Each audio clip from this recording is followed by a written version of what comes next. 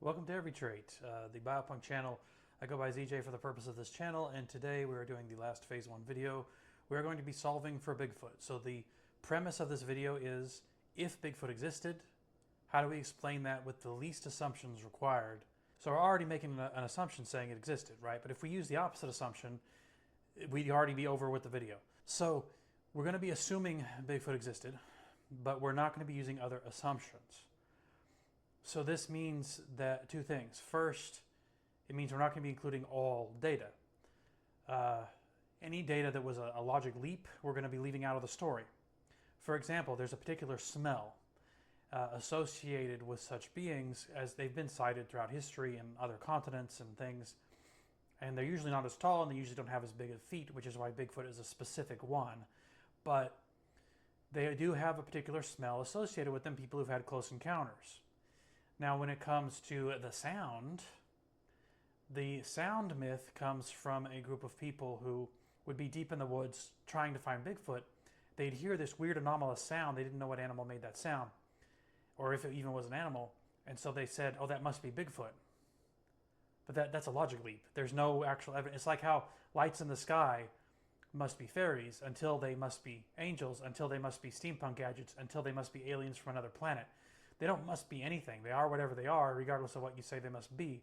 So we're not including the sound because there's no direct eyewitness that I'm aware of seeing such a being make that sound. The second issue is, if we use this sort of least assumptions method, the conclusion we're going to come to is probably going to be one that is very down to earth, which means if you've ever seen a series where there's a great mystery and 3 seasons in they reveal the truth and you're like, it was just that. So if you want the mystery of Bigfoot to remain, don't watch the rest of this video. If Bigfoot existed, I'm pretty sure I know how. So we need to solve for several things. Why there's no background population, why there's only one at a time, why they smell the way they do, and they're not always that tall, they don't always have that big of feet. Why no remains are ever found, why credible sightings have decreased over time. We need to solve for all of that without making any big assumptions or logic leaps like other dimensions or anything wacky. So we're going to begin by talking about the 5 most common sightings, in my opinion, of cryptids. And many of these are directly relevant to Bigfoot's story. So I'm not just wasting time here. So the 5th most common cause of cryptid sightings is, of course, hoaxes. Hoaxes do exist. They are a thing. They take effort to do, and usually they're done either just to prank people, to get a reaction, or to increase tourism in an area. There's lots of different reasons why cryptid hoaxes are done, but they're not as common as people think. It's way easier to just misidentify something. Number 4 is people in costumes. This is different than a hoax because they're not necessarily hoaxing on purpose. There's all sorts of elaborate costumes these days. There's exosuit things where to change the shape of the legs and to make yourself 1.5 feet taller, and there's people who seem like they're 3 times the size they really are in these suits. There's werewolf heads that have articulated lips so they can actually snarl. If you're up close, it's obviously fake, but if you're at a great distance and it's foggy and everything, maybe you might mistake it for the real thing. So that is a common sighting cause. Now the third sighting, now we're getting into more of the meat of it, is mutation. Now the third most common sighting, and now we're getting into the important stuff, is mutation. Oftentimes, mutation is the real source of cryptid stories. And in this case, it's a real cryptid. It's not a misidentification. But the reason why it's so hard to find the species afterwards is because there never was a species. It was a one-off mutation.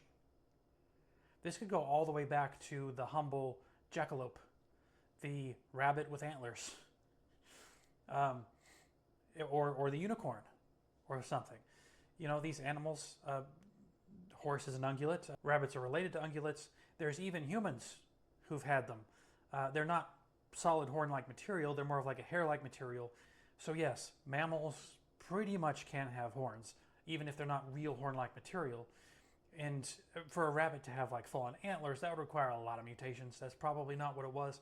It was probably some kind of horn-like growths, exactly where you'd expect them to be, and there was only one. And with how many rabbits there are, how many hairs there are, out there, you know, always reproducing. There's tons of them. You're not looking for a species, you're looking for a specific individual in the entire wilderness. Yeah, good luck. You're probably not going to find it again. And as far as it being full antlers, well, that's just a fisherman's tale. You know, the fish gets bigger each time the story's told, right? Mutation is a common cause of cryptid sightings. And to let you know how severe mutation can affect appearance, how severely mutation can affect appearance, I'm going to tell you about some human mutations. Everything humanity took earlier is still there, buried in the genome, whether you like it or not. It's there in every cell in your body. So some people have hypertrichosis. This changes appearance a lot, and it's just one gene, and it makes someone look like Chewbacca. You might have met someone who has it and not known, because if they shave, they look perfectly normal. And the images I'm showing you are real. They're either real pictures or paintings from before a time when photography was the main way to immortalize something. These are real people, and they're not wearing prosthetics, okay? Another one is gigantism. Gigantism changes appearance a lot as well, and its opposite, various mutations that cause someone to be extremely short, like Mini-Me, you know, from Austin Powers. And so, you know, a single mutation can drastically change appearance. Like with gigantism, it's generally unhealthy. It's not the same as a natural giant. It's, the bones grow uncontrollably, especially like hands, feet, jaw. So the rest of the body has a hard time coping with that uncontrolled growth. But yeah, these are some very simple mutations that have happened in more than one bloodline around the world that can drastically change someone's appearance. And a lot of times, cryptids are just mutants. They're a one-off mutation. And so that's why it's so hard to find them again, because you're not looking for a species, you're looking for a specific animal. Just one, in the entire wilderness. So yeah, it's a lot harder. So the second most common cause of cryptid sightings is mange.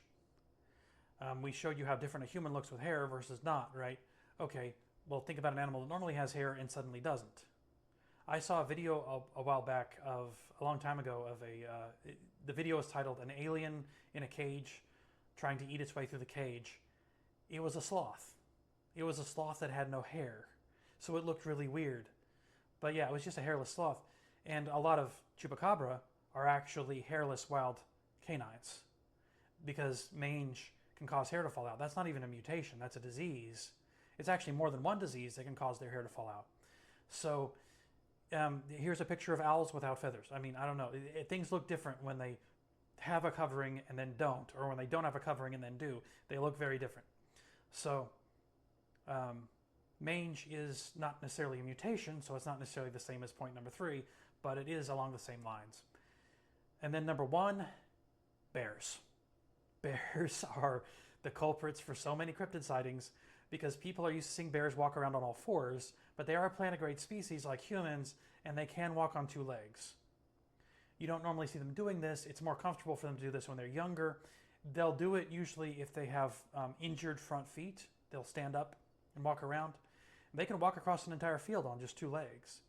And if you see this at a great distance and they're not facing you, you could mistake that for Bigfoot. If you see them from a side and you can see the shape of their face, you might think it's a werewolf or something. So yeah, bears cause cryptid sightings a lot of false cryptid sightings. So now getting back to Bigfoot, I was looking at the time period when the Bigfoot sightings really started up, because that's really what you have to focus on. Because after that, there's going to be hoaxes, there's going to be missightings of things. Once it's on the brain, you're going to see it even if it's not there. So you got to really focus at when and where it started. And so when you do that, you notice certain things that were happening at the same time. So it's about the same time as the Bigfoot sighting started up. This was decades after the freak shows got into full swing in North America. And so you'd have people with unique mutations around other people with unique mutations. And so they would often reproduce with each other. And if they weren't in a freak show, they were probably in an asylum, because those are the 2 places people with extreme mutations ended up back in the day. So they would always end up around others with unique mutations. And so it wouldn't be that difficult for someone to have a child, for a child to be born from one parent that had gigantism and one parent that had hypertrichosis, both of which have dominant forms, which is to say, genetically dominant, which is to say, you only need one parent to have the trait to inherit it, yourself. So if one parent had gigantism and one parent had hypertrichosis, it's very plausible that a child could have had both at the same time. And what would they have looked like? Well, they would have had thick hair covering their body like Chewbacca. They would have been way taller than normal, and especially their jaw, hands, and feet would be very large. So they would literally have big feet. If they were abandoned in the woods and grew up on their own, they might not learn to talk or wear clothes.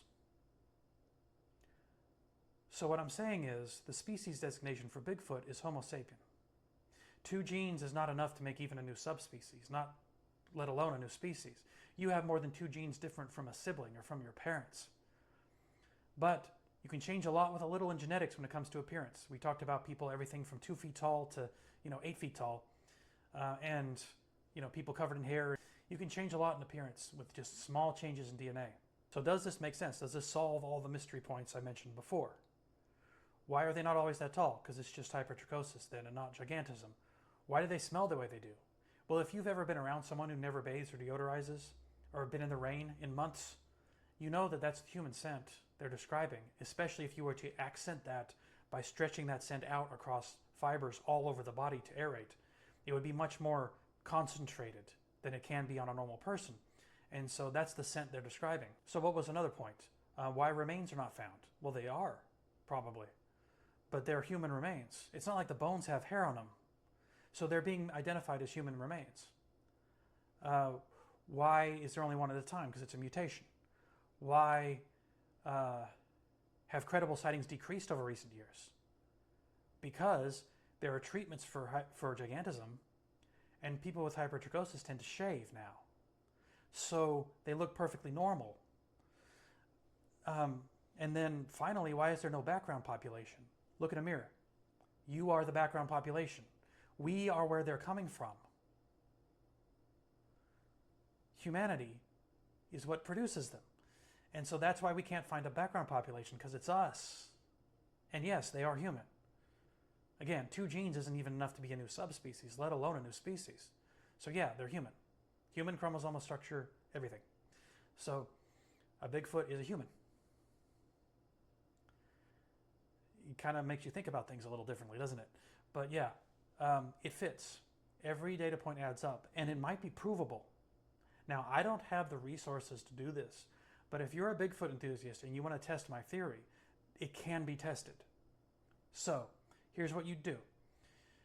You'd look a few decades, like from when the main cluster of sightings started to when they started to die down in the same region, which was sort of northwest. You would look for police records or park warden records of human remains found. You might also look at microfilm of newspapers in case it made the news. It might not have made the news. And you need access to those old police records, which is difficult to get, admittedly, but most likely those remains were just buried in a John or Jane Doe grave. So they might still be there. And so if you could find out where they are, if there wasn't a biologist identifying the remains, it might have just been identified as human remains. They might not have noticed the gigantism. That makes it a little harder. But if they noticed the gigantism, then you could test them. Hopefully the DNA is still intact enough to test for both gigantism and hypertrichosis. But if it showed positive for both, you just found Bigfoot's remains. So they could be out there buried in a John Doe grave. But it would be difficult to find at this point, because living out there without any help, without any medical supplies, undoubtedly long gone by now. So we're looking at old remains, and yeah. So, but it could be, you could actually find Bigfoot's remains, but it would be a huge effort to actually sift through all that data and find them. But I'm just saying they're probably out there. So what does this mean for Bigfoot? Because to me, Bigfoot's not a mystery. It was just a human mutation. So is the story over? Well, no. Bigfoot was a symbol of mystery. Now, Bigfoot is a symbol of perseverance. Abandoned in the woods, raised on their own, learned to survive on their own, with a condition that is generally bad for your health, survived well into adulthood. That is perseverance. That's a strength of will. That's a will to survive. So it's resiliency. It's endurance. It's a will to survive. That's what Bigfoot represents. because Bigfoot was abandoned as a child and grew up with no support and still survived well into adulthood with a condition that's generally bad for your health, the gigantism thing. So there you have it. Very different story of Bigfoot than you've probably heard before, but I believe it solves the mystery. Now, in order to prove it, I would have to actually, again, find those remains, and they might have never been found, because if you go hiking through the woods, you don't see piles of bones everywhere, but animals have been dying in those woods for hundreds of thousands of years. Nature has a way of erasing that. So it's possible that the remains were simply never found. But if they were, and you could do a genetic test on them, you might be able to find Bigfoot's remains. But I'm not going to do it. I don't have the time or money or resources or access to do that. And of course, you'd have to get legal permission to exhume the grave. Sorry if the solution wasn't as magical as you were hoping for. It's not an alien or a hidden civilization or another dimension or something with magical powers that can turn invisible or anything like that. But you have to admit, my explanation not only perfectly fits the description of Bigfoot, but also the timing, and also solves all the problems with Bigfoot's existence, like not having a background population, and even being cited throughout history. So, because there's more than one. Hypertrichosis has mutated into existence in more than one bloodline that are unrelated. So it's a known mutation that can happen. Gigantism is much more common than that and has happened in even many more bloodlines. So yeah, it's something that happens over time. So I hope that explanation wasn't too much of a letdown and that it's not very magical, but it is very logical. We don't need to assume much. We assume that freak shows existed. Well, we know they existed. We assume that mutation happens. Well, it does. You know, we assume that someone can survive abandoned in the woods. Well, we know that. There's plenty of stories of like, well, not a lot of stories, but there's stories out there of kids who were raised by wolves. That's not a made-up story. That actually has happened a couple times. So yeah, it's a thing that can happen. So there's really no flaw in this story, unless you're trying to assume that every single sighting is real and is not a misidentification. I think that, like in Florida, for example, the cluster of sightings there was probably all missed sightings, or there could have been someone in that region that maybe just had the hypertrichosis and not the gigantism. But again, these days you're not going to see people like that anymore because they'll just shave, and if they have gigantism, they'll get treated for that when they're young usually. So, and for someone to have both would be incredibly rare, which is why it's probably only happened once. A bit of an underwhelming explanation, I admit, but it ticks all the boxes. It solves all the mystery. What about that sound, though? The sound that people looking for Bigfoot heard in the woods and didn't know any animal that makes that sound. If that wasn't Bigfoot, what's out there making that sound? It could be anything. It might not even be humanoid in shape. It might be something very different. Another mystery for another day. Anyway, thank you for watching. I have been ZJ. And my normal send-off doesn't really work in this video. I normally end my videos by saying, always gene mod responsibly, but this video doesn't have anything to do with gene modding. It's a biopunk channel. So to sort of shoehorn it in, I'm just going to say, don't make one on purpose. Never mod someone against their will. And never give someone like something that's going to harm their health, right? So there, now that I've given you that disclaimer, now I can use my normal end real statement and it'll make sense. So thank you for listening. I have been ZJ, and remember, always gene mod responsibly.